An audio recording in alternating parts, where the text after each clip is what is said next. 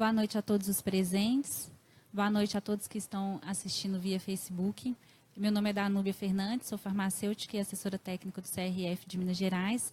E agora a gente vai dar início ao debate online sobre o mercado farmacêutico após a reforma trabalhista.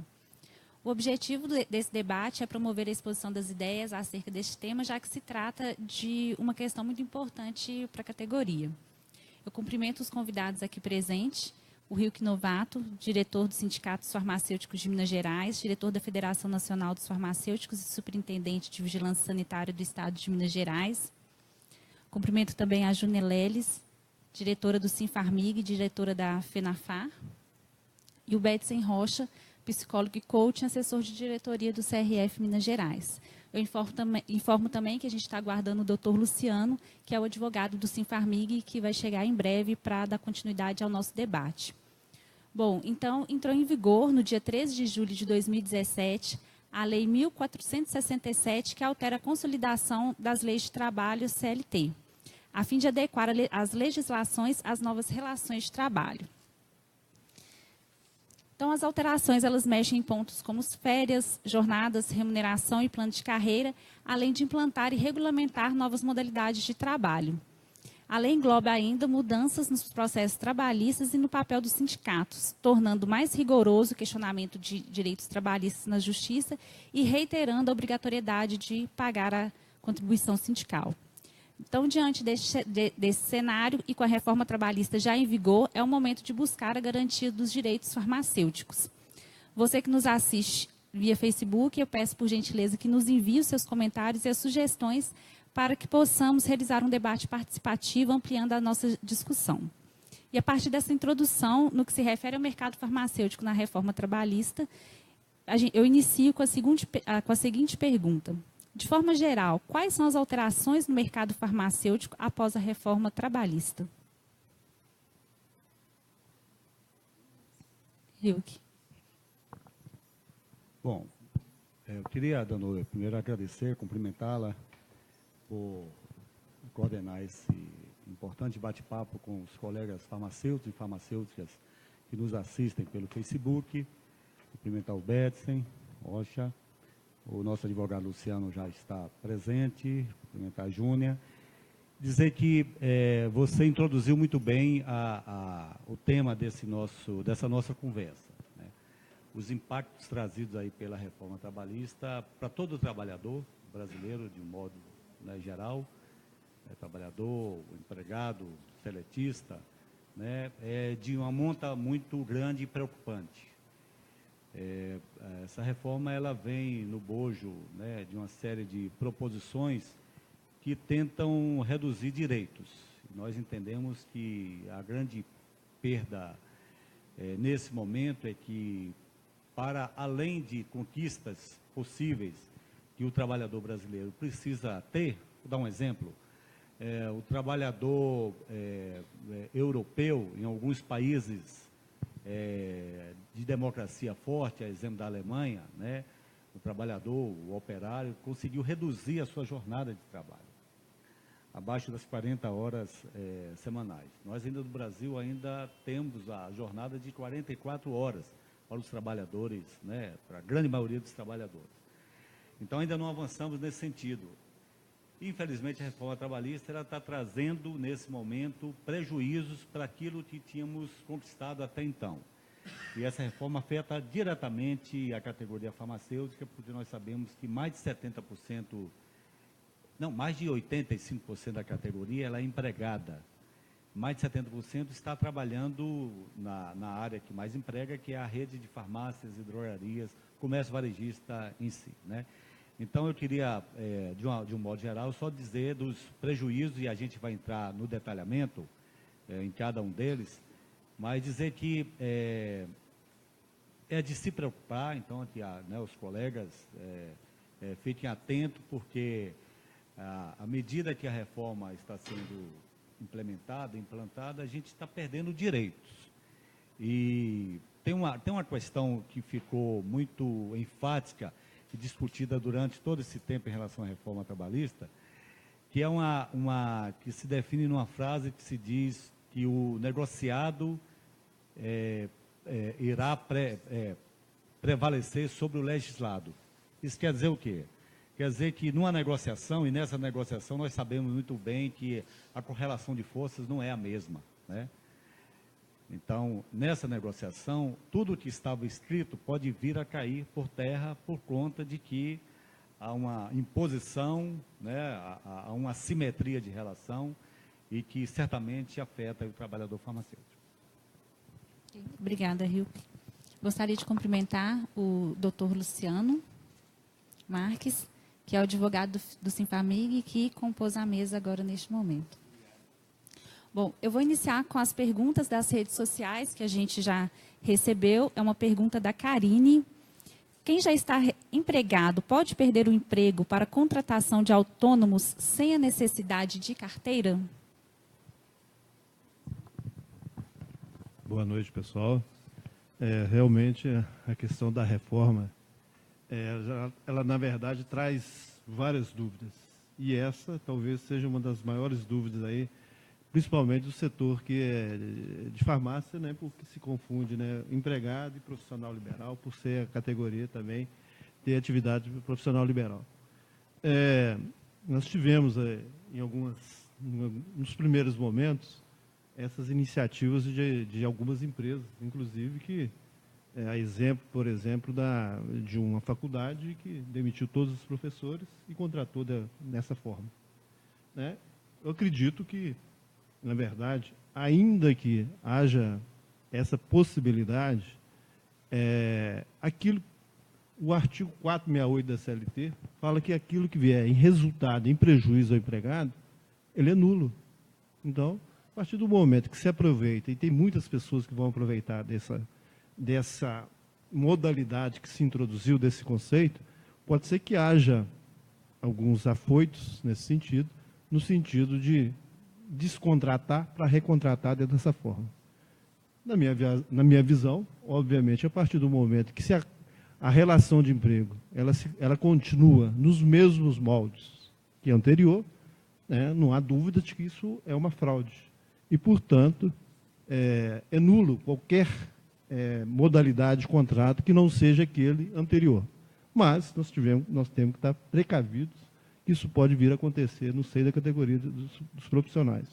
E afirmo que, em conversa, inclusive, com o Ministério Público do Trabalho, agora recentemente, caso ocorra essas violações, o Ministério Público hoje está entendendo, inclusive, por ser fraude, né, de que ele tem que ter atuação firme nesse combate, dessa forma de precarização do trabalho. Então, assim, a pergunta é boa, é necessário que a gente esteja atento, é necessário que busque o sindicato com relação, se houver essa contratação, seja ela de forma individual, seja ela de forma coletiva, entendeu? Porque nós continuamos entendendo de que, se perpletar essa maneira de contratação, não há dúvida que o artigo 9º da CLT, ele ainda prevalece.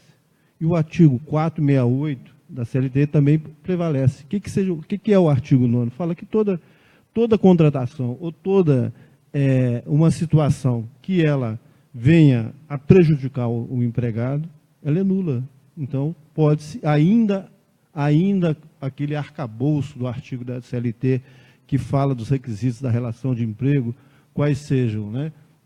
Pessoalidade. O que é pessoalidade? Você prestar seu serviço pessoalmente. Horário, não eventualidade e mediante pagamento. Esses são os requisitos que configuram a relação de emprego. E, na minha visão, enquanto advogado de sindicato, permanece incólume esse regramento, né? Então, assim, é importante essa pergunta e é importante que os profissionais se atentem por isso, porque pode ser que, daqui para frente, pode desencadear uma forma ou outra que obrigue o farmacêutico a prestar nos mesmos moldes anterior como pessoa jurídica. E isso é fraude.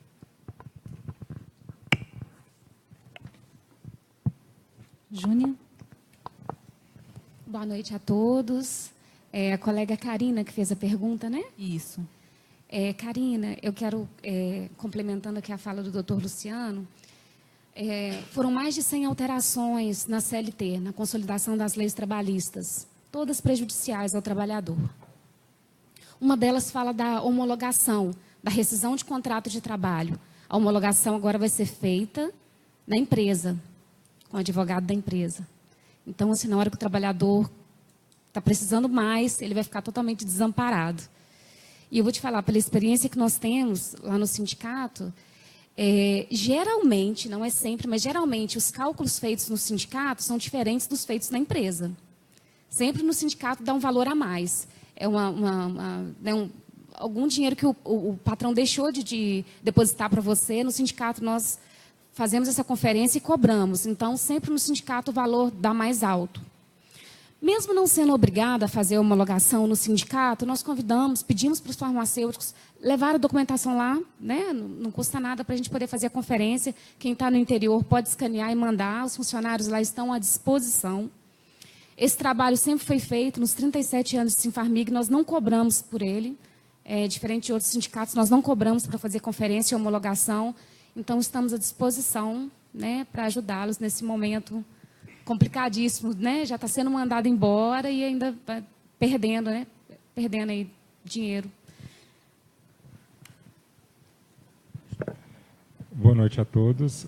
Complementando a sua fala, eu trabalhei em recursos humanos por mais de 18 anos. E a figura do sindicato ela é fundamental nesse momento, porque por mais que o empregado ele tenha uma noção dos seus direitos, os cálculos trabalhistas são muito complexos. E é importante um olhar técnico, científico, que veja a veracidade e a coerência, porque muitas vezes o empregador erra o cálculo. Há um erro no departamento pessoal, o erro é comum. E quem está ali para verificar esse erro? Ninguém. Se não tiver o sindicato para avaliar, a pessoa de senso comum, ela não vai decodificar esse erro. Outra pergunta via rede social é do André. E ele faz a seguinte pergunta: não há necessidade de cumprir o aviso prévio? Bom, como uma pergunta mais técnica, na verdade, sim, tem duas modalidades de cumprimento do aviso, né, quais sejam. Aquela que o empregador dispensa, né, e a partir do momento que ele dispensa, ele tem 10 dias para fazer o acerto das verbas rescisórias. E tem aquela outra modalidade que é o aviso prévio trabalhado. Né, e dentro dessa conceituação de aviso prévio trabalhado, é necessário esclarecer para a categoria, se você tem mais de 2 anos, de que é acrescentado 3 dias a cada ano de trabalho, né, limitado a 20 anos, que vão dar 90 dias de aviso prévio. E, usando, às vezes, de muita esperteza, às vezes muitos empregadores utilizam da figura do aviso prévio trabalhado para obrigar que o farmacêutico ou o trabalhador a cumprir o aviso de 90 dias. Na verdade, a lei veio para proteger, né, a época, e não para sacrificar mais. Se ele extrapola os 30 dias, até 1 ano, o cumprimento do aviso prévio é de 30 dias. Depois disso é que vai fazendo essa gradação anual pelo tempo de serviço. Mas, assim, a regra do aviso prévio trabalhado é aquela: cumpre-se 30 dias e você tem a faculdade de sair 2 horas mais cedo ou, ao final do contrato do aviso, sair 7 dias. E o acerto, ele tem que ser feito depois dos 30 dias, né, no primeiro dia útil, sob pena de aplicação de multa do salário devido à pessoa que não receber no momento correto. Tá? Isso gera uma situação de desconforto, porque tem empregadores que utilizam dos subterfúgios da legislação e faz de maneira a prejudicar o empregado. Complementando aqui, essa questão das verbas rescisórias, parece que era uma coisa, né, corriqueira dos sindicatos em homologar, mas ali era o filtro em que o sindicato, na maioria das vezes, percebia aonde existia fraude. Né? E quando o legislador, na reforma, retira essa condição, entendeu? Ele retira essa parte do sindicato, inclusive de estar em contato com a categoria e com os problemas que ali vivenciaram. Né? Então, fique atento, segundo o que foi falado pelo, né, o pessoal da mesa, e, assim, só para frisar, está existindo, inclusive, esperteza de alguns empregadores, no sentido seguinte, daquelas pessoas mais humildes, que ainda não sabem como se portar perante uma rescisão no departamento pessoal, assina aqui, entendeu? Agora o procedimento da reforma determina que você assina essas folhas aqui, e depois você vai ao Ministério do Trabalho e na Caixa para você receber seu seguro-desemprego e para você receber seu fundo de garantia, né? A maldade chega tanto que no sentido, aí na hora que, aí ele vai e assina aquela papelada, que eles não sabem o que é TRCT, não sabem que documento que está assinando, e depois você volta aqui para você receber essa parte. E aí está acontecendo o seguinte, na hora que você chega na justiça, eu não recebi isso não. Não, recebeu e está quitado. Então, assim, né, essas situações podem vir a acontecer para aquelas pessoas menos esclarecidas. Os mais esclarecidos também estão com muita dúvida, né? Eu tenho recebido várias indagações de como é que eu chego ao departamento pessoal, qual que é as verbas que eu tenho que receber, e eu quero ressaltar aqui, mais uma vez, né, tirar essa condição de assistência do sindicato, e isso vem de encontro a várias situações que a reforma, tem muita gente, né, vangloriando-se no sentido de que a taxa agora, a contribuição, né, que bom que aconteceu isso, porque não tem que dar dinheiro para o sindicato. Ô, gente, se era ruim com o sindicato, agora nós estamos uma realidade que ela pode recrudescer numa situação de total descalabro de descumprimento da legislação. Até porque, a partir do momento que você tira mal ou bem essa questão do custeio, você vai ter um sindicato enfraquecido ou até sindicatos fechando portas, tá? Já tem, assim, a coisa é tão avassaladora, entendeu? Que eu tenho conhecimento de sindicatos que daqui a pouco estarão fechando a porta. Então, é mais uma vez essa questão da reforma, quando ela tira essa base de sustentação, seja ela da mensalidade, seja ela decorrente de taxa de reforço, que a gente fala, de convenção coletiva ou de acordo coletivo, ou essa compulsória, né, que se descontava anualmente, lógico que eu entendo que tem toda desde de 43, que essa coisa vem sendo gestada dessa forma, mas não adianta você tirar isso de sopetão e não deixar nada no lugar. Tinha que ter um efeito modulador em que o sindicato se preparasse até para essa iniciativa da reforma. Mas não, é exatamente para enfraquecer o sindicato, é para fortalecer o poderio do empregador e para fragilizar quem está lá prestando seu contrato de trabalho. Eu queria, Danúbio, se me permite, nessa mesma linha, isso que a Júnia abordou, Luciano e o Betson também, em relação aos acertos trabalhistas feitos pelo sindicato, que agora passam a não ser, e que, para além da questão técnica mesmo, que não é nem de má fé que o departamento de pessoal erra, etc., mas temos algumas situações também que nós tivemos uma situação no nosso sindicato de que, na averiguação da rescisão, foi constatado um quantitativo de horas extras de um determinado colega farmacêutico, que era um número importante e que dava um valor significativo e que a empresa não recorria, não reconhecia, né? E esse profissional, saindo da empresa, ela recorreu à ação trabalhista, na Justiça Trabalhista, com o nosso próprio advogado. E, assim, o seu direito de recebimento de hora extra era da casa de mais de R$45 mil. Então, assim, você imagine, esse farmacêutico tinha registrado, inclusive, essas horas extras, etc. Mas isso eu não duvido que venha acontecer com uma certa, infelizmente, de forma corriqueira, com os profissionais que não estão atentos para essa situação. Então, se o nosso colega lá, o nosso diretor administrativo, não estivesse atento em função do que foi informado das horas extras e depois comprovadas, aquele profissional teria ficado no prejuízo. Então, essa relação do sindicato, ela é uma relação, ela não é corporativa, é uma relação de, a gente fala, a justeza, a justiça da relação do trabalho. Então, daí, aí eu volto a fazer a referência de países europeus avançados que têm sindicatos fortes por conta da importância da defesa do trabalho. Doutor Rico, só complementando, a própria ressalva, muitas vezes, que o sindicato coloca, é o que vai validar se tornar uma reclamatória trabalhista lá na frente. Então, essa ressalva, ela já abre essa porta de legalidade e o empregado se sente muito mais seguro, né? E o juiz também, no momento que foi avaliar, vai perceber, olha, passou por um sindicato, houve uma avaliação técnica, não é um achismo. Alguém viu, verificou e constatou. Então, a ressalva do sindicato faz muita diferença.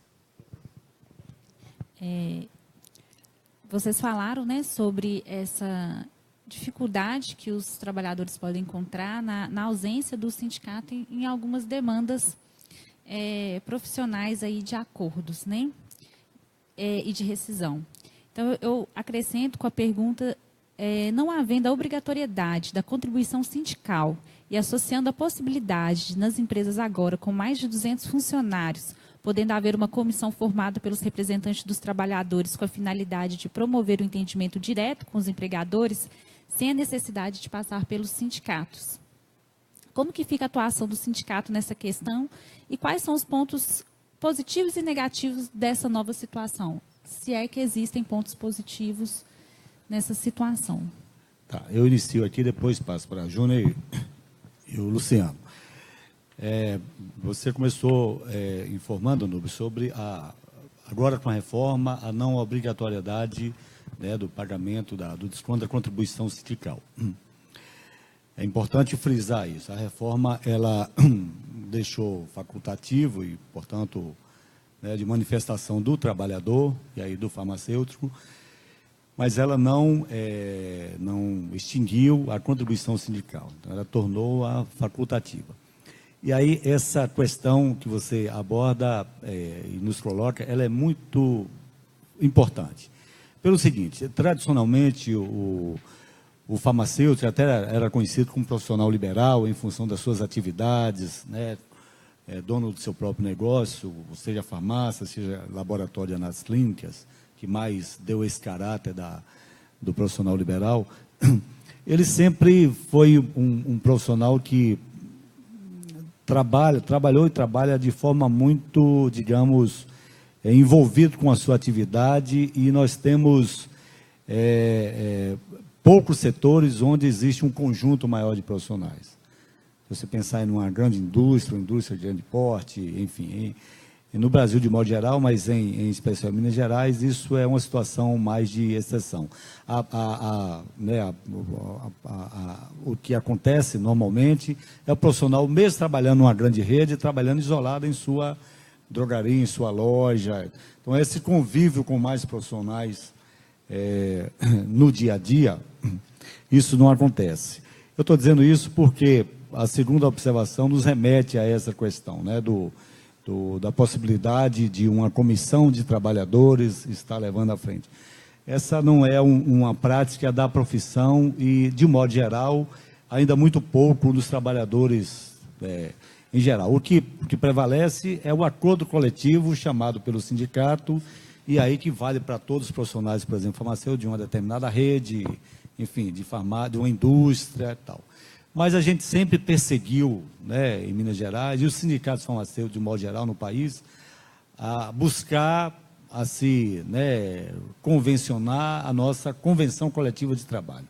Então, a chamada CCT sempre foi objeto para que o sindicato esteja discutindo com os farmacêuticos, utilizando a estratégia de assembleias, e a partir daí está avançando. Nesse sentido, eu quero reafirmar o seguinte: nós, do Sindicato Farmacêutico de Minas, e de um modo geral, o Sindicato dos Profissionais de nível superior, via de regra, tem uma adesão de sindicalização sempre muito baixa. Nós temos essa realidade no Estado, depois a Júnior pode complementar com números, mas essa é a realidade de um modo geral. E com o Sindicato Farmacêutico não é diferente. Aliás, até é um pouco mais aguda essa situação. Então, a contribuição sindical, aquela do valor da remuneração de um dia de trabalho do farmacêutico, né, que é descontado uma vez por ano, ela é que, de fato, faz com que o sindicato sobreviva.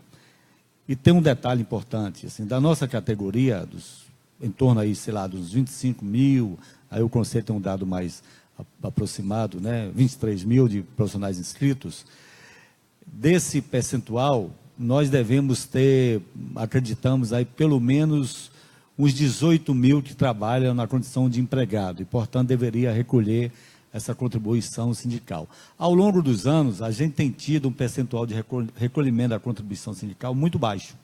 Nunca chegou aí a 35% dos que são empregados e que deveriam. Então, desse universo aí de 23 mil hoje, o recolhimento que vinha acontecendo até no ano passado era muito baixo.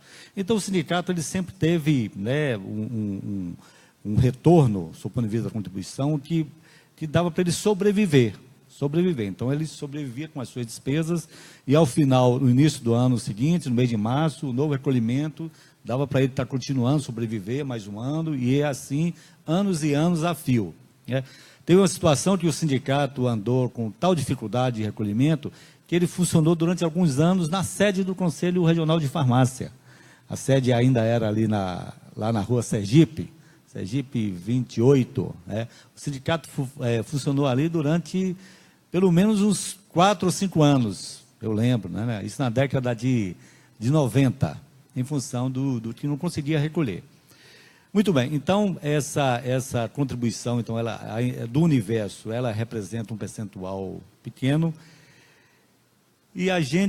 mas era a receita de fazer com que o sindicato sobrevivesse. Então, esse momento e esse, né, contato que nós fazemos com farmacêuticos é muito nesse sentido. A contribuição é fundamental. A gente está em pleno momento de recolhimento dessa contribuição, mas com a reforma trabalhista é preciso que o farmacêutico manifeste perante o seu empregador, o departamento pessoal, declarando, o sindicato até disponibilizou uma forma de declaração que é objetiva, o farmacêutico autorizando o recolhimento para o sindicato dos farmacêuticos de um dia de trabalho da sua remuneração. Eu quero frisar, e aí, Beto, deixar claro, da importância dessa participação do farmacêutico. E eu acho fundamental o seguinte: o farmacêutico, em função de muitas, né, circunstâncias, volta e meia queixa do sindicato, muitas vezes queixa do conselho também, de associações, a sua dificuldade na relação de trabalho. Está certo em queixar, está certo e deva fazer a sua queixa, deve vir pessoalmente procurar o sindicato ou via virtual, mas ele deve fazê-lo no sentido até de fazer com que a entidade fortaleça e avance. Nós sempre temos um jargão, que, assim, que é do farmacêutico participar, vir para o sindicato, vir para as entidades, participar efetivamente, cobrar dos diretores, que encaminha assim, assado. Volta e meia a gente tem cobrança e imediatamente a gente manifesta. A Júnia pode até detalhar em relação aos concursos públicos, né? Mas eu queria só reforçar, aproveitando a sua pergunta, viu, Danube, que é fundamental a gente observar essa questão da contribuição sindical. Júnia? Então, como o Rilke já falou, a contribuição sindical não acabou. Ela só não é mais obrigatória. Agora, para poder descontar, o farmacêutico tem que autorizar. Eu queria dizer que, quando nós enviamos as guias de contribuição sindical para vocês, nós estávamos amparados por uma nota técnica do Ministério do Trabalho. E a nota técnica falava que as assembleias legitimavam a contribuição sindical. O ano passado nós realizamos uma assembleia com esse fim, né, para esse ano de 2018 poder fazer essa cobrança. E essa nota técnica, ela se baseava também numa fala da ANAMATRA, que é a Associação Nacional dos Magistrados do Trabalho. Para você ver que nem entre eles conseguem se entender. Eles julgam a reforma trabalhista inconstitucional, nesse quesito, principalmente que diz respeito à contribuição sindical. Mas o que eu quero fazer para vocês é um apelo. Sem a contribuição sindical, o sindicato não tem condições de sobreviver. Nós estamos prestes a fechar as portas. Segundo o DIEESE, mais de 100 mil trabalhadores ligados ao sindicato já foram demitidos, né? O contador, o advogado, a jornalista. o pessoal do administrativo, e esse número vai chegar a 350 mil. Muitos sindicatos pelo Brasil afora já fecharam as portas. E nós não queremos que os nossos 37 anos terminem assim. Então, é um apelo mesmo que nós fazemos, para que vocês contribuam com o sindicato, porque o sindicato somos todos nós. O sindicato não se limita à diretoria. A força de um sindicato perante o Ministério do Trabalho é medida pelo número de filiados. E, falando abertamente em questão de número, nós somos 23 mil farmacêuticos em Minas Gerais, menos de 1.000 são sindicalizados. Então, é muito complicado. É preciso força, né? Assim, união nessa hora de retirada de direitos, de uma farmacêutica perguntou, né, anteriormente se ela poderia ser demitida e o patrão contratar um outro. Claro que pode. A terceirização foi aprovada antes da reforma trabalhista. O empregador pode demitir todo mundo e contratar novos farmacêuticos com menos direitos e com salário menor. Então, é muita coisa que está em risco. E o sindicato é um anjo da guarda para o trabalhador. Quando fala aí que uma empresa com mais de 200 pessoas pode formar uma comissão que vai negociar ali, essa comissão vai negociar com o patrão, eu quero ver qual trabalhador, qual farmacêutico vai querer compor essa comissão. Qual farmacêutico vai ter coragem de chegar perto do empregador e falar, eu quero aumento de salário, eu quero adicionar um noturno, eu quero estabilidade pós-gestação, né? Então, eles vão ser mandados embora. E isso tudo o sindicato faz, ano a ano, em todas as negociações que nós temos, que é de farmácia, drogaria e distribuidora, que é para análises clínicas, para indústria, para farmácia hospitalária e para transportadora. Nós fazemos isso para o coletivo. Então, eu acho que essas comissões não vão funcionar. E outra, quem está compondo essa comissão vai ser alguém assim, muito ligado ao patrão, né, que acaba ficando submisso e a negociação não avança. Então, eu acho que não é defender o fim do sindicato e a criação de uma comissão dentro da empresa. Isso é muito pequeno. Isso vai ser um retrocesso. Isso é o que era feito há décadas atrás, né? Isso entendo como sendo um retrocesso. Um comentário sobre a questão da comissão de empregados. Eu já presenciei uma comissão em funcionamento. E ela não funciona. Ela não funciona porque você não vai querer se indispor. E, dependendo da maturidade do empregador, ele vai ter maturidade de saber e de avaliar que você está defendendo os seus direitos e que você não está extrapolando os direitos dele. Será que você não vai ficar marcado para uma promoção? Será que você não vai ficar prestes a uma demissão? Então, ter alguém que me defenda é muito importante, porque qual é a habilidade que esse empregado tem para defender seu próprio direito? Onde ele aprendeu isso? Um outro aspecto, quando eu estou me posicionando, será que eu sei dizer a melhor palavra que não é ofensiva? E esse empregador vai passar por cima dessa palavra que muitas vezes for maldita? Então, a comissão de empregado ela tem que avaliar realmente a competência dela nesse momento, porque ela pode se expor e se expor de uma forma muito grave. Eu já vi isso acontecer. Eu queria só aproveitar a fala da Ju. Em relação, ela acabou de falar sobre as negociações que nós fazemos, etc. E nós temos já na semana que vem, não é isso, Júnior?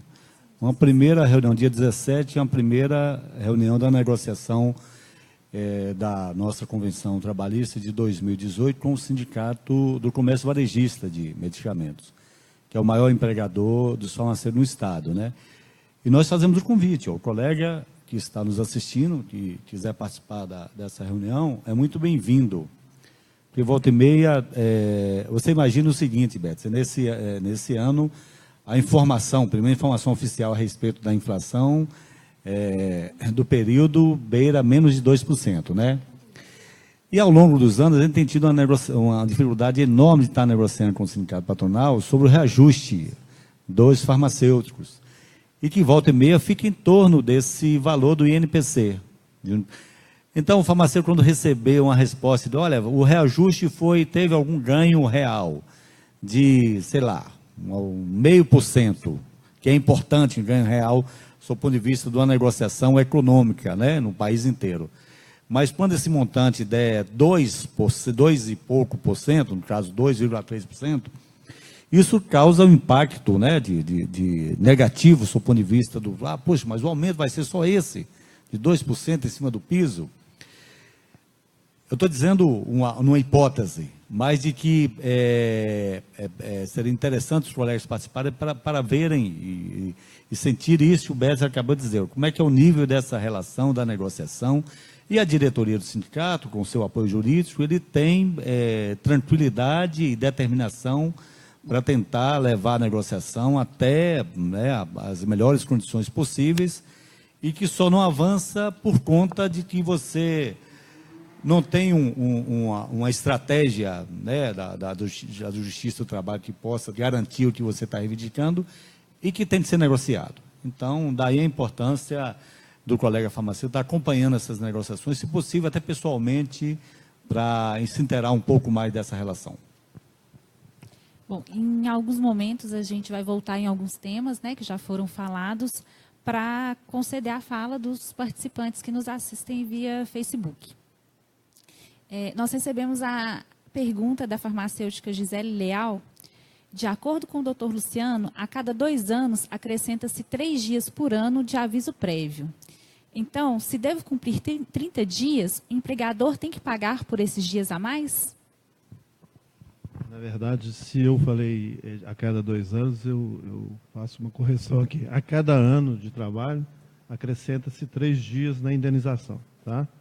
E se o aviso prévio ele for determinado que se cumpra, né, porque essa faculdade é do empregador, se você não cumprir, ele desconta, inclusive, ele pode descontar, a lei determina que desconte, que você cumpre daquela modalidade que eu coloquei, nos 30 dias, se reservando, sai 7 dias ao final do contrato, ou 2 horas cumprindo os 30 dias.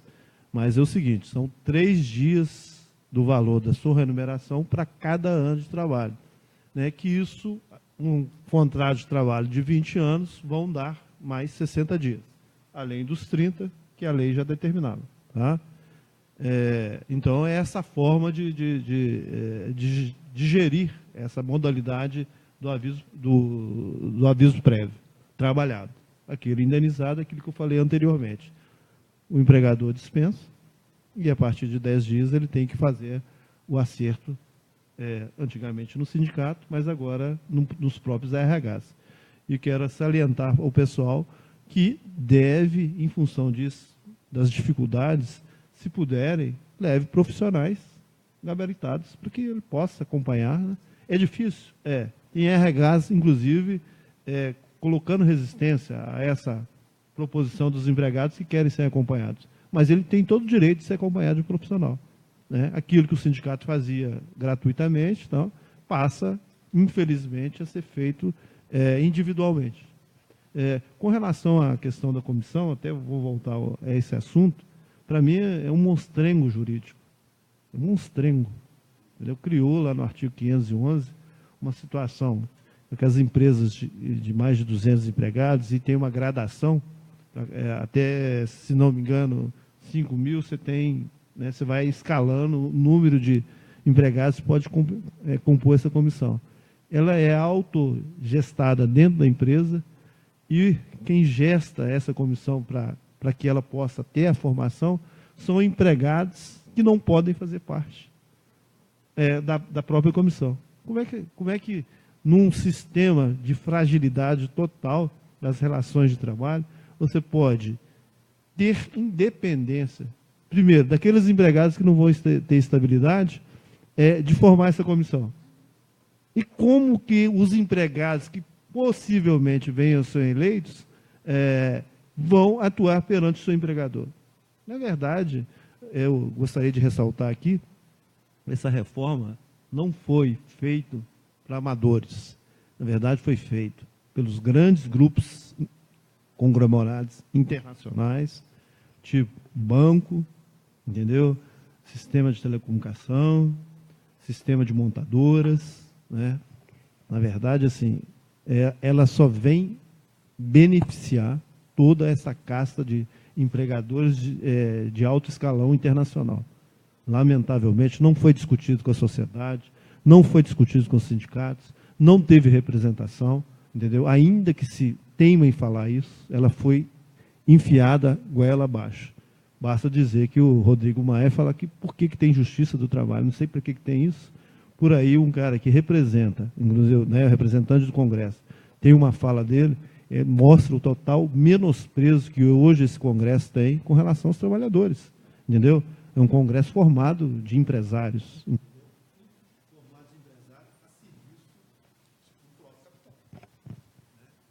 assim, temos hoje um Congresso totalmente conservador, né, e que, só uma ressalva, algumas coisas foram corrigidas pela medida provisória 808, que a vigência dela termina agora dia 23. Nem em debate aqui do Rodrigo Maia, até aqui em Belo Horizonte, não sei aonde, não sei se é na Associação Comercial, se não me engano, ele fala, eu não tenho interesse nenhum de colocar esse debate para que ela seja, na verdade, transformada em lei, né? Voltando o texto original, que é pior do que a medida provisória. Entendeu? Então, nós estamos diante de um quadro de desmonte avassalador. E esse sucateamento da justiça do trabalho, e essa perseguição, né, aos sindicatos, isso vai deixar desamparado mais de 45 milhões de trabalhadores. Então, quem perde somos nós. Bom, foi falado, né, sobre a fragilidade da exposição do funcionário, do farmacêutico, frente ao empregador. E, diante disso, eu gostaria de perguntar como o farmacêutico ele pode se posicionar, então, diante do empregador, sem se expor ao risco pós-reforma. Difícil, né? Esse posicionamento é uma construção que o trabalhador, que o empregado, ele tem que ir construindo ao longo do tempo. Mas ele é uma figura frágil frente ao poder, né? Ele pode se posicionar, ele pode reivindicar, mas naquele momento ele não detém o poder de decisão. Aí entra a figura do sindicato. Quando eu fiz processo seletivo durante muito tempo, e muitas vezes eu fazia uma pergunta simples, que era para o candidato, qual que é seu valor de mercado? A maioria deles não sabiam. Ou seja, você começa a trabalhar num lugar, o farmacêutico, tem uma ideia do piso. Então, ele pode até avaliar o seu valor de acordo com o piso, de um crescente pelo piso. E tem profissionais que nem esse piso tem.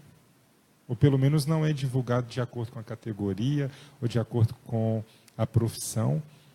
Então, se posicionar é uma construção diária.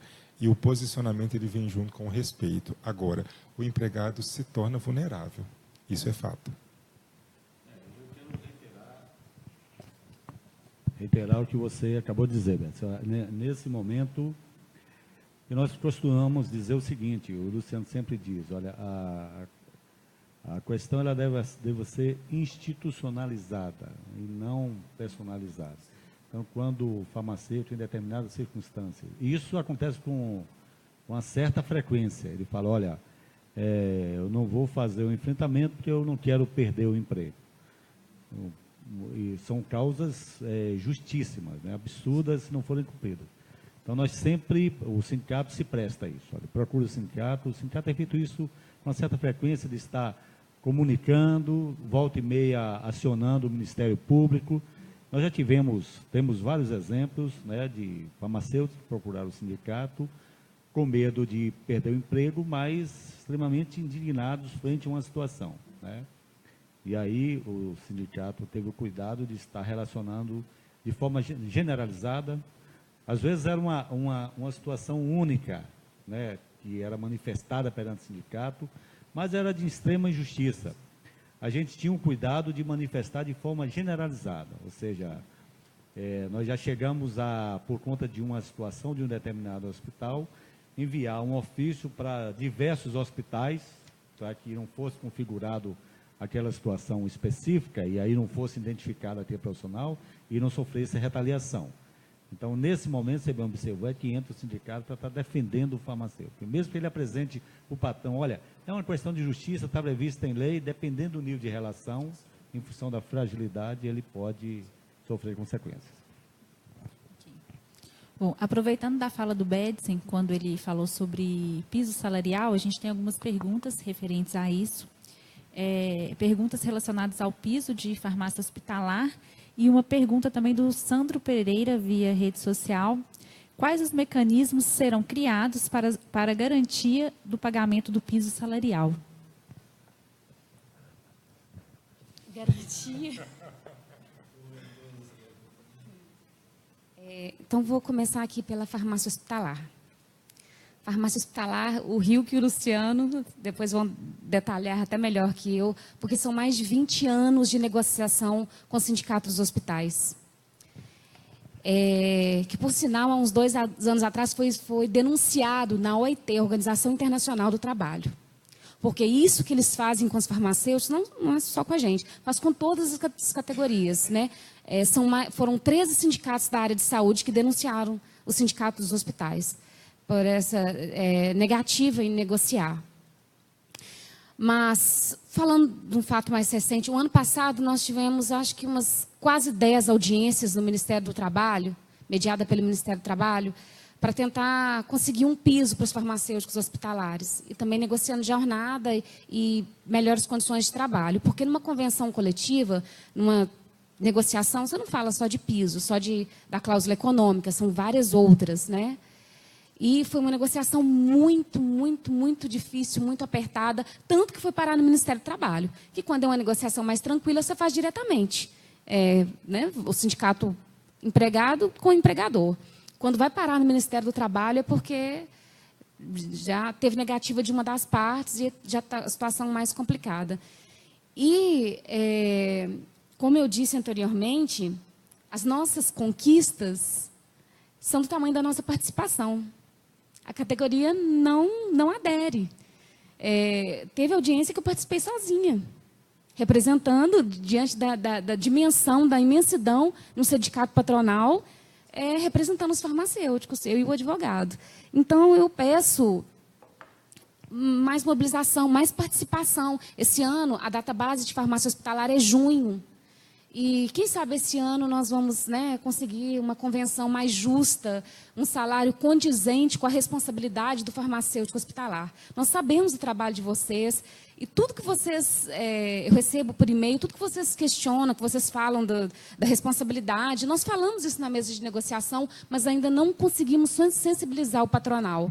Mas nós não vamos perder as esperanças. Esse ano estaremos, né, novamente aí nas mesas de negociação. Hilke.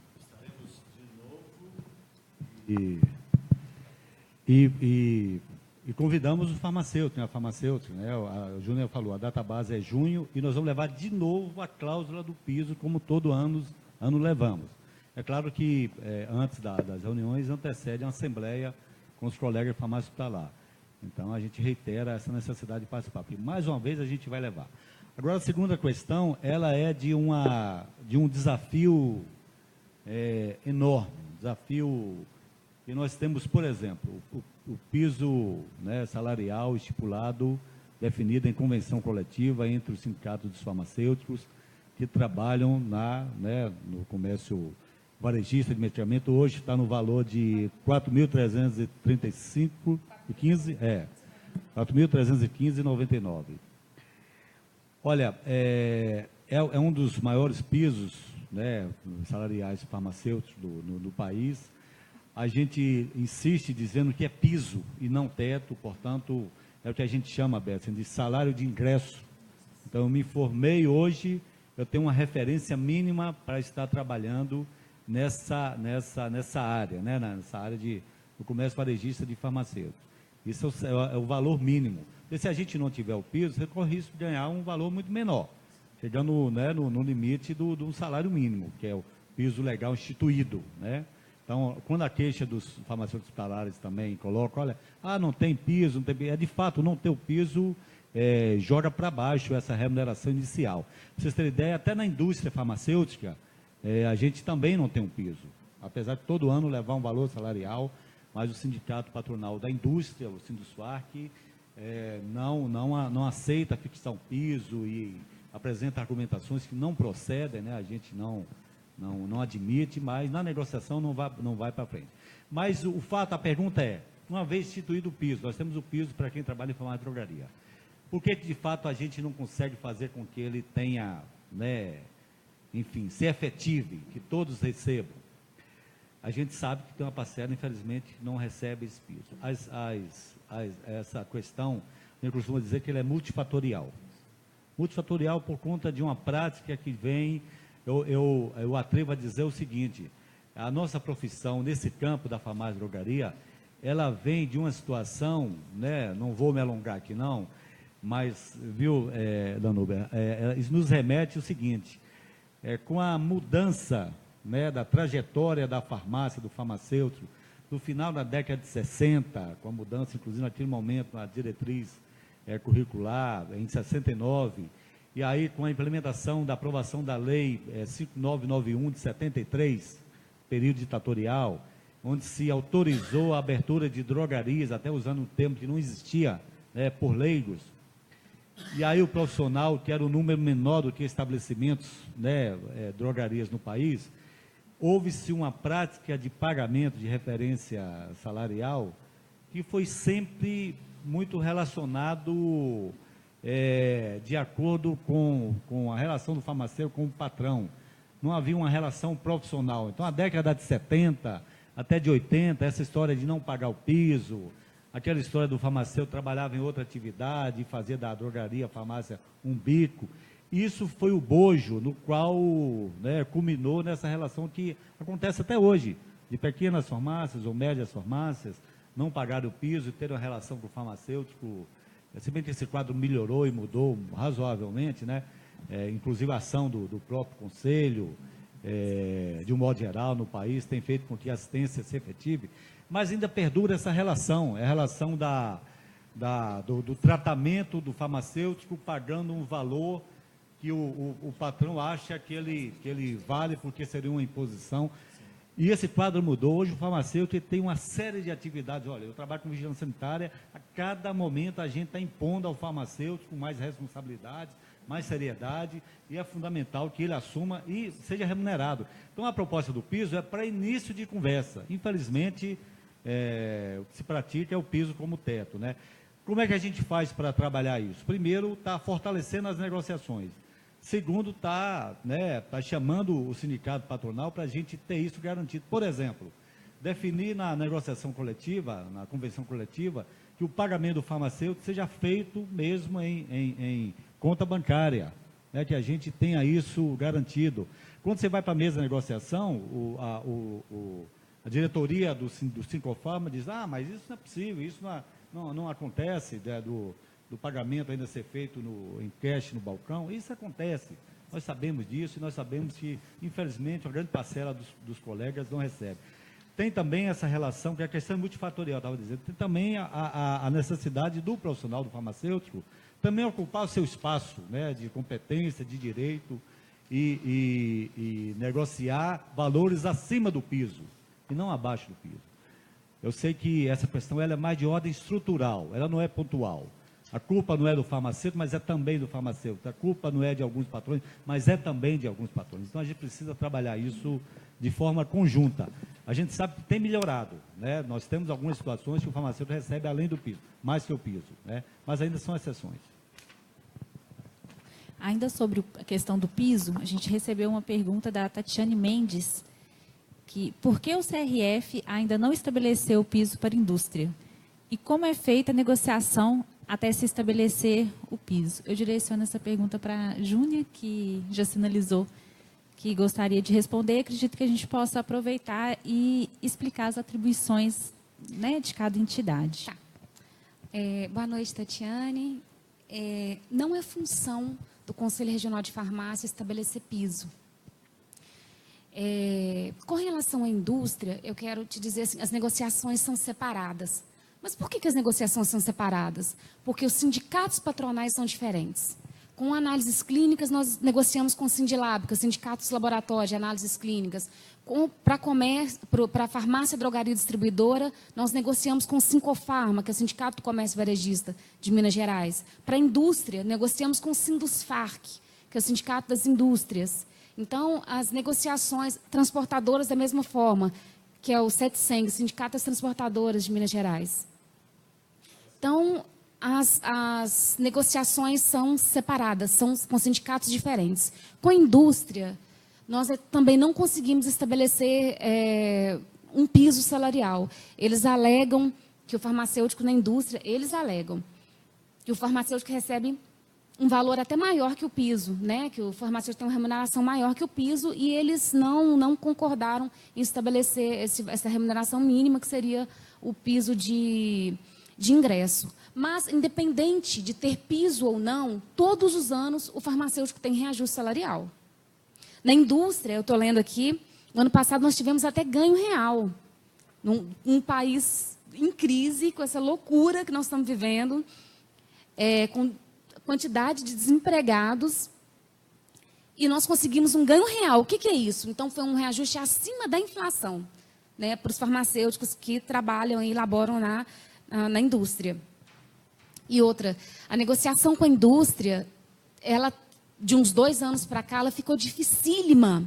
Porque quando você apresenta a pauta de reivindicação para conseguir, né, avanços e melhoras, eles falam de retirada de direitos. Isso há 2 anos atrás, antes da aprovação da terceirização e da reforma trabalhista. Já falavam de retirada de direitos. Queriam mexer nas férias, entre outras cláusulas, ticket de refeição, que nós já conquistamos. Vocês imaginam agora, né, com que força que o patronal vai vir para cima de nós. Mas nós, né, já estamos preparados. Agora, com relação o conselho, ele existe para poder regulamentar o exercício da profissão. Para você trabalhar, você tem que estar em dia, né, inscrito aqui no Conselho Regional de Farmácia. E os sindicatos são os seus direitos trabalhistas, é uma defesa do trabalhador, é a sua defesa enquanto trabalhador. Se o seu patrão está depositando aí o fundo de garantia, você recebe férias, 13º, sua carteira está assinada, que jornada que você faz, né? São todas essas questões trabalhistas. Eu quero, lembrando aqui de um fato que aconteceu ano passado, nós interferimos muito em concursos públicos, sabe? Acho que antes do farmacêutico sentar lá na cadeira para poder fazer a prova, nós já estávamos lá atrás alterando os editais de concursos públicos. E o Conselho tentou, em um desses editais que nós interferimos, o Conselho tentou entrar com ação na Justiça do Trabalho, que era um concurso que prejudicava o farmacêutico. A Justiça do Trabalho não aceitou. Falou, vocês não têm legalidade para isso, quem faz isso é sindicato. Então, você imagina como que a categoria vai ficar com o fim do sindicato, vai ficar totalmente desamparada. E eu falo mais, não existe categoria forte com as entidades fracas. Né? Então, é isso. Então, assim, existe uma diferença, né, nessa regulamentação e nessa fiscalização do exercício da profissão farmacêutica e das questões trabalhistas. Né? Então, essas 2 entidades, elas fazem essas diferentes funções. Né? E juntas se complementam, com certeza. Bom, nós temos a pergunta do Jean Araújo, via Facebook. Com essa reforma e o consequente enfraquecimento dos sindicatos, existe a possibilidade de unificação de sindicatos profissionais da saúde, por exemplo?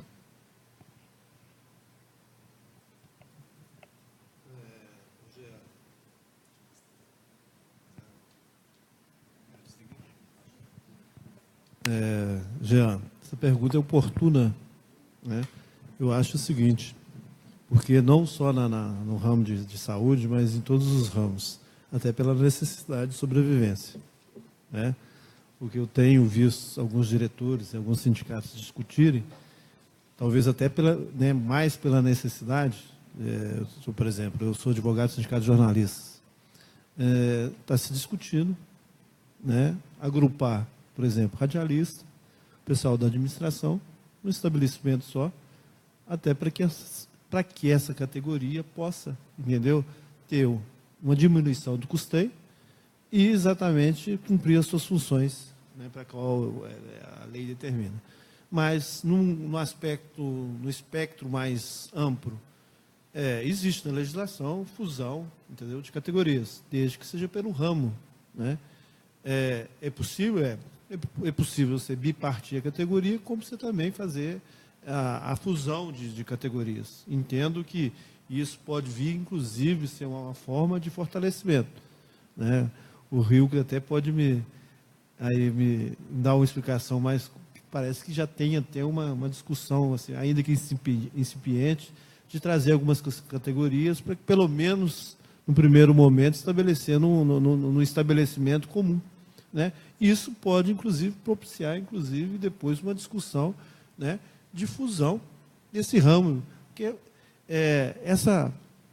a maneira que eu entendo, essa forma de facetar categorias é uma forma também de enfraquecer, né? Quando você fortalece por ramo, na verdade, né, o farmacêutico começa a pertencer ao ramo de saúde. Ele não é pulverizado dentro do estabelecimento, dentro do hospital. Ele é uma categoria que pertence ao ramo de saúde.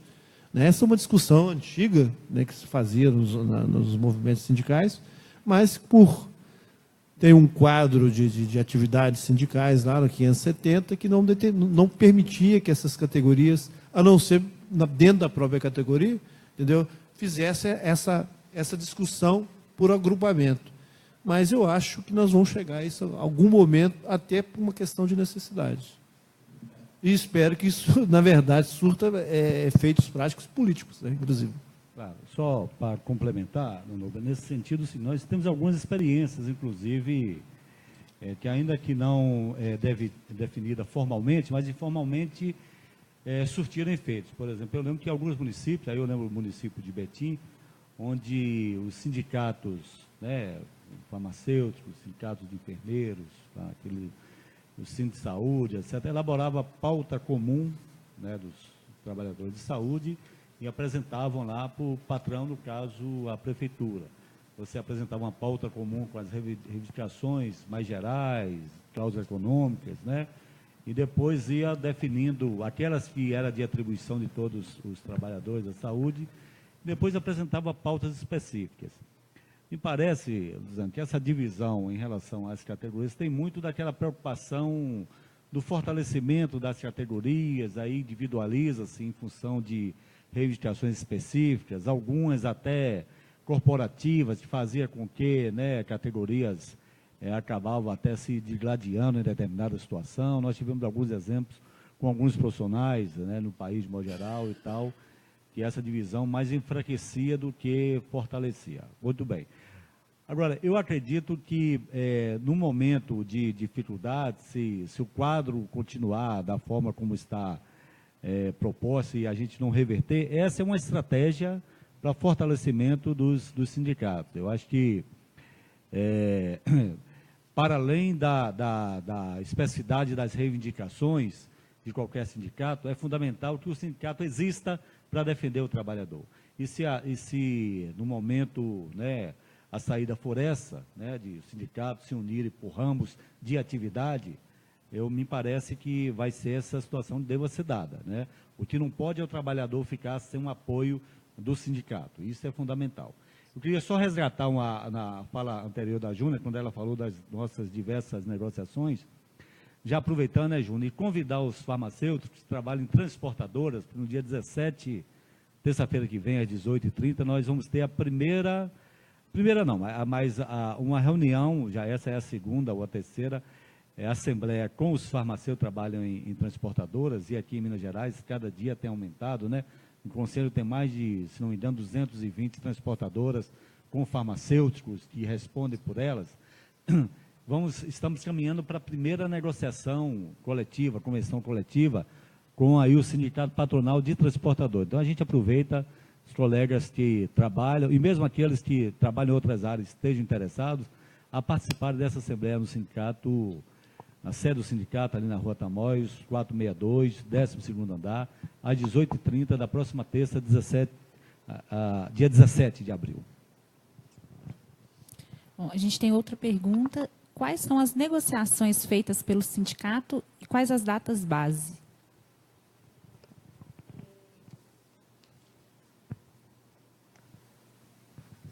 Database. Para farmácia, drogaria e distribuidora, a database é março. Para a indústria, database é março. Análises clínicas, database maio. Transportadoras também é maio. Farmácia hospitalar é junho. Database quer dizer que sempre naquela data, né, vai ter vai ter uma mudança na convenção e um aumento salarial. Então, independente se a database for março, mas independente se a negociação terminar lá no final do ano, no meio do ano, o salário geralmente é retroativo à database. Qual que é a outra? E as negociações que são feitas são essas 5 que eu respondi. Ok. Bom, a outra pergunta.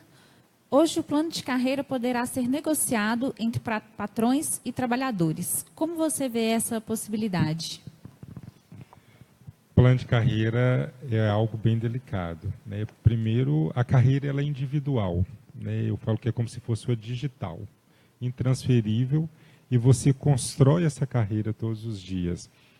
Na lei anterior, esse plano de carreira ele era homologado no Ministério do Trabalho. E hoje parece que ele deixou de ser. Então, muitas pessoas elas não conseguem ter acesso nem às suas atribuições, nem o que ela faz, nem o que é específico. Poucas pessoas já teve seu plano de cargos ali na mão e falar, as minhas atribuições são essas. Eu sou treinado nessas atribuições. Então, ficou ainda muito mais delicado. Tem que ser uma conversa muito clara. Eu acredito que aquela pessoa que já está no mercado de trabalho, ela tem que ter clareza daquilo que ela faz, e aquele que vai ingressar numa empresa também ter clareza daquilo que ele vai fazer, porque um plano de cargos e salários é extremamente estratégico, é o seu futuro, é o seu depois. Hilke.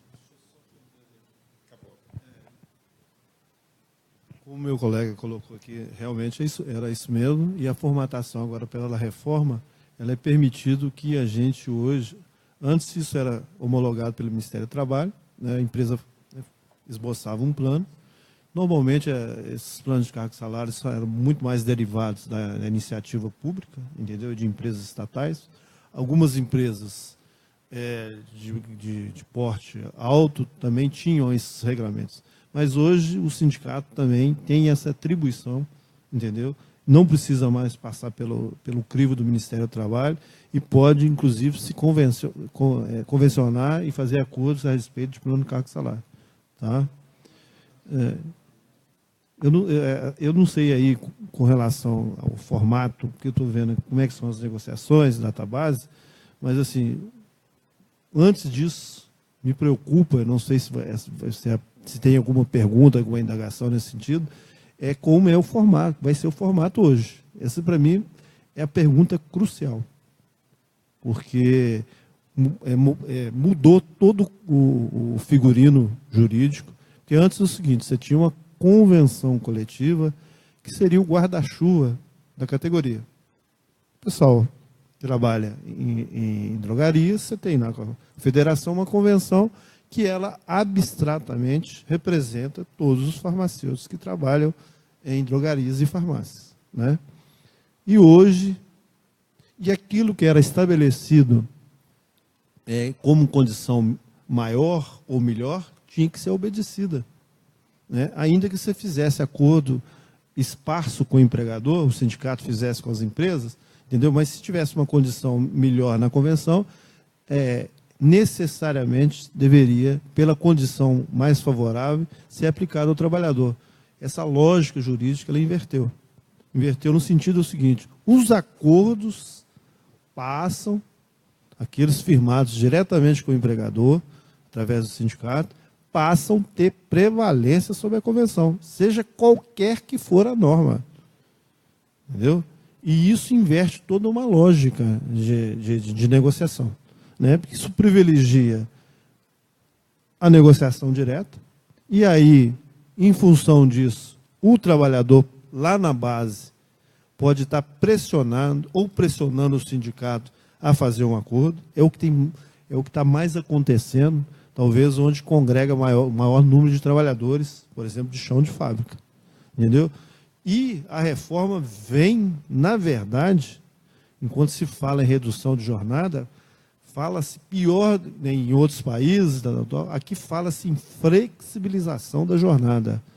E os acordos coletivos podem flexioná-las, entendeu? Tem alguns parâmetros mínimos, mas assim, o que mexe na vida do trabalhador com relação à jornada de trabalho e o poder que se dá às partes, sindicato e empregador, nesse sentido, é avassalador.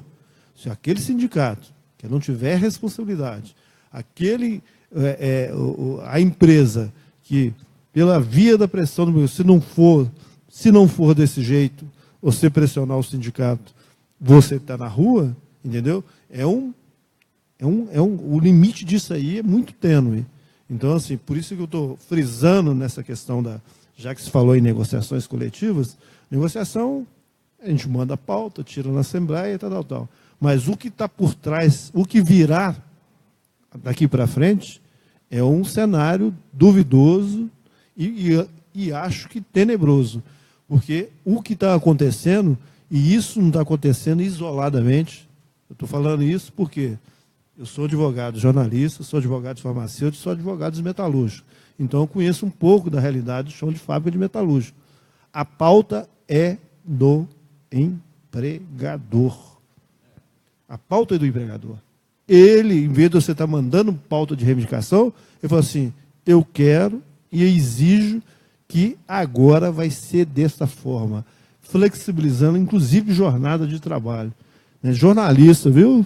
Jornalista que tem 5 horas, a primeira pauta que apresentou, da Globo, recebi hoje, Globo, Rede Globo, tá? 12/36.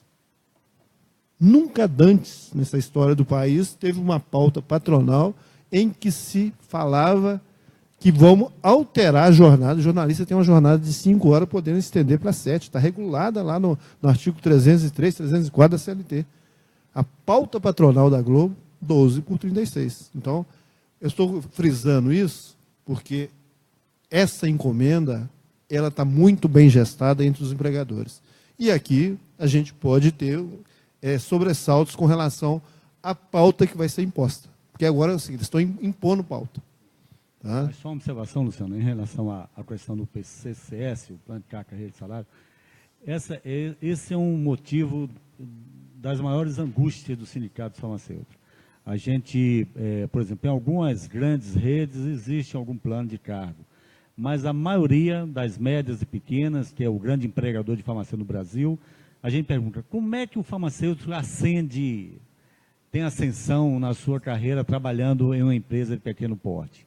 Porque, em regra, né, Beto, se você tem uma ascensão horizontalizada pelo tempo de serviço, então verticalizada em função da sua... Então, nós sempre reivindicamos adicional de qualificação, de capacitação, do profissional faz um curso que é de interesse, por exemplo, os colegas que se estão qualificando com farmácia clínica, atenção farmacêutica, etc., qual que é o ganho, qual que é a valorização que ele tem por parte da empresa, né? O sujeito se mata de estudar no final de semana, nos cursos de especialização, alguns até viajam. Então, nós sempre reivindicamos especialização, mestrado, doutorado, que isso implique em adicional de vantagens, né, de remuneração para o farmacêutico. Ou então, pelo tempo de serviço. Hoje nós temos colegas farmacêuticos que estão há 20 anos trabalhando em drogaria e recebem o piso. Aí você tem um recém-formado, formou agora no meio do ano, no final do ano, vai trabalhar recebendo o mesmo piso. Olha o nível de injustiça perante esse profissional que está há 25 anos em atividade. Então, essa também tem sido objeto de ano a ano, né, Júnior? A gente tentar discutir, negociar e avançar, mas, infelizmente, é muito difícil. Bom, a gente já passou de 1 hora do debate e eu gostaria de abrir para as considerações finais para que a gente possa fazer o encerramento.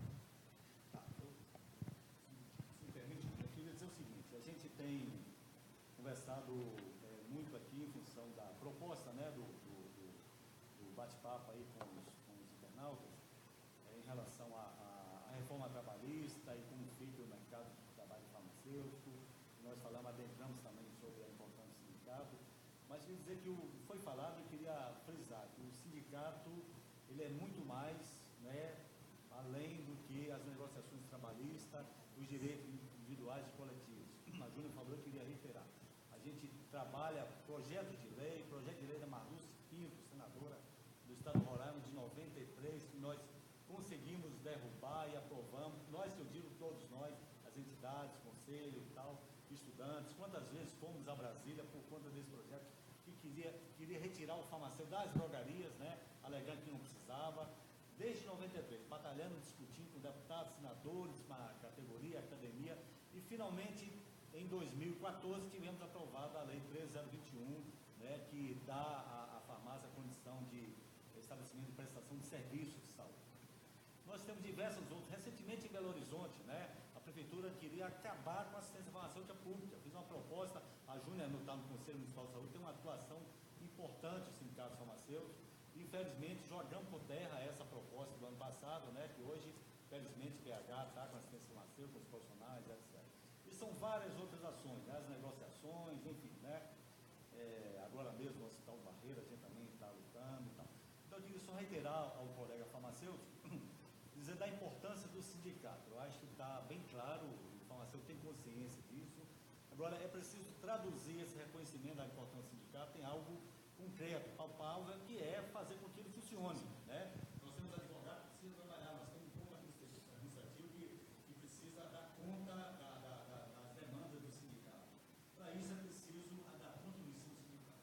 Então a gente quer fazer esse apelo, já foi feito nisso, e que o farmacêutico manifeste perante o departamento pessoal, departamento do seu patronal, da importância de que a contribuição sindical seja disputada para o sindicato farmacêutico, para que ele tenha uma sobrevida e continue defendendo o profissional. Eu queria, mais uma vez, agradecer esse espaço do Conselho. Eu acho que nós precisamos trabalhar dessa forma, né, instituições unidas, juntas, com o profissional farmacêutico em defesa da nossa profissão.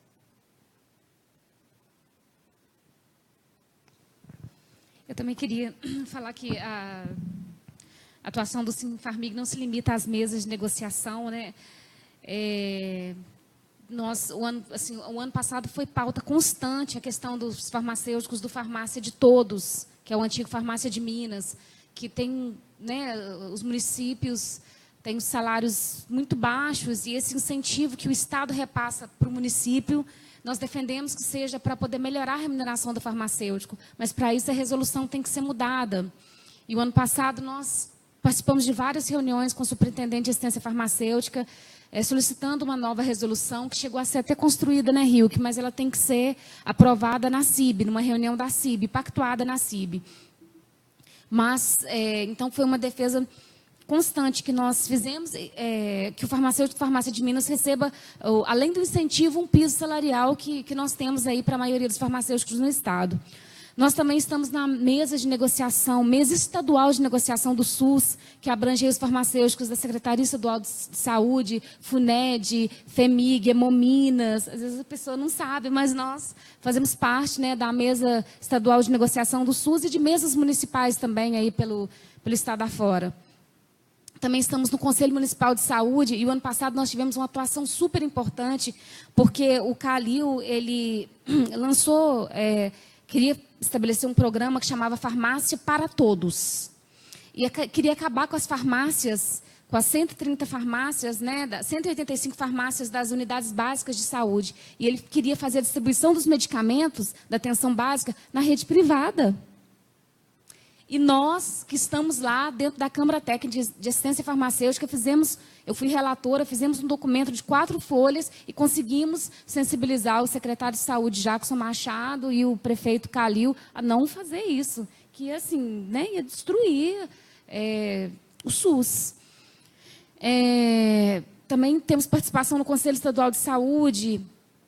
E com relação às prefeituras e à baixa remuneração, nós temos enviado constantemente, às vezes envio 7, 8 ofícios por semana para as prefeituras, pedindo para valorizar o farmacêutico e que pague, né, assim, uma remuneração condizente com a responsabilidade dele ali dentro no município.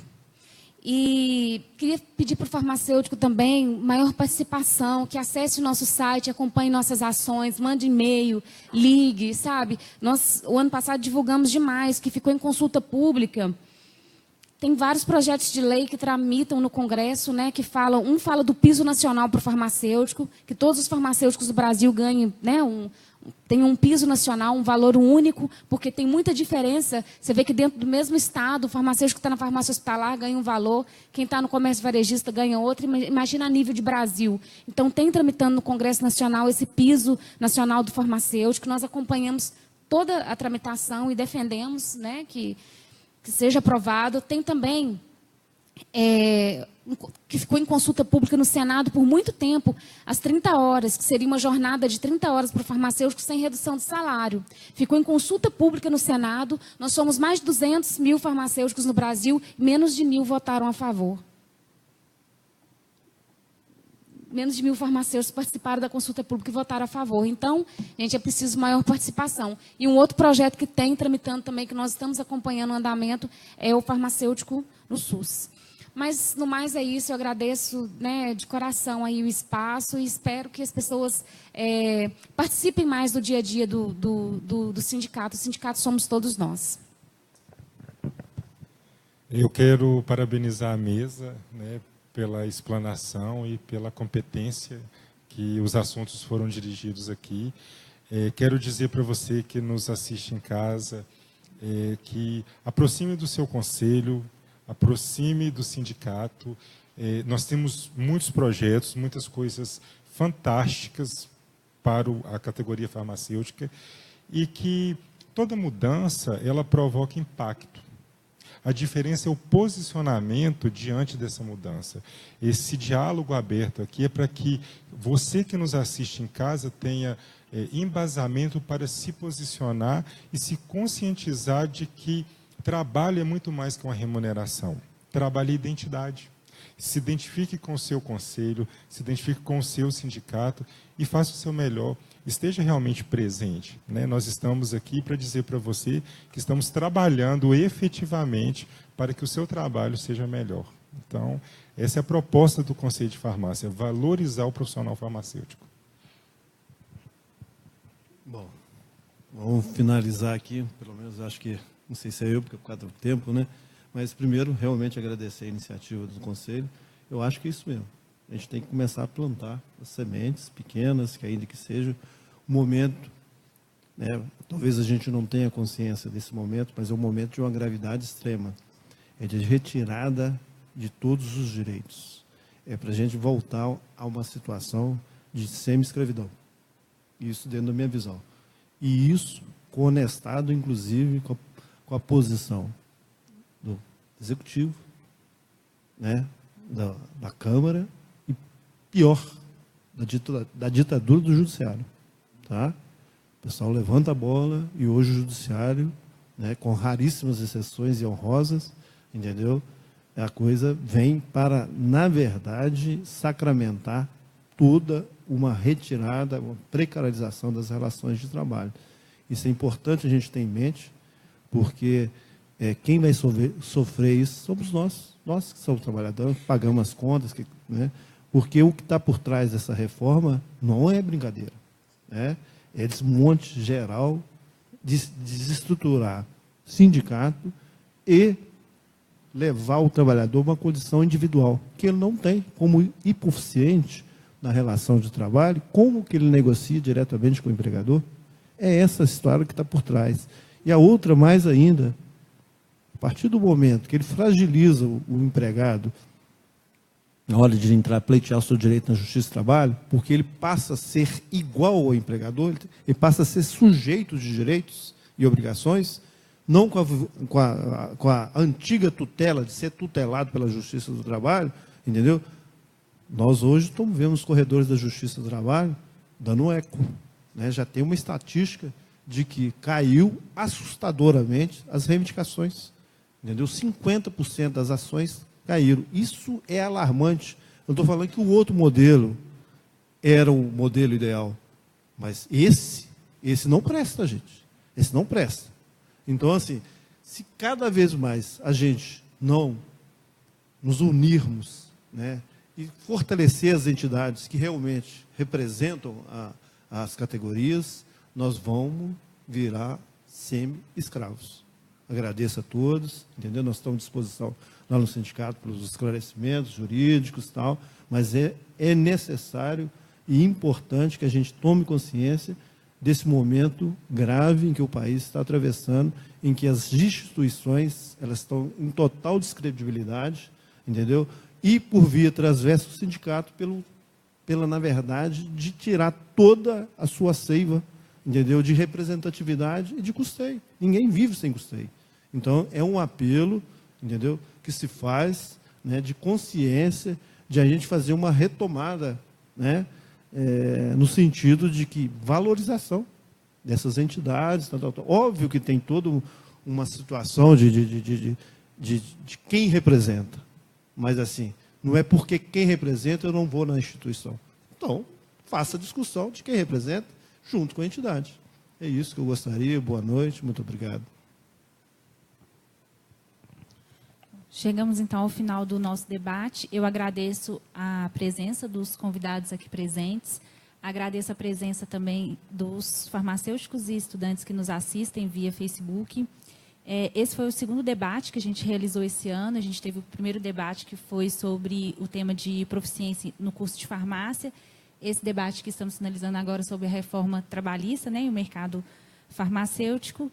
E eu ressalto também aos farmacêuticos, estudantes, que utilizem as redes sociais, os e-mails institucionais, para propor novos temas que possam vir a agregar a nossa profissão.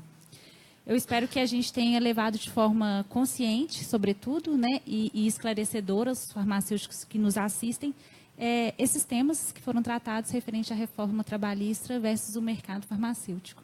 Uma boa noite a todos.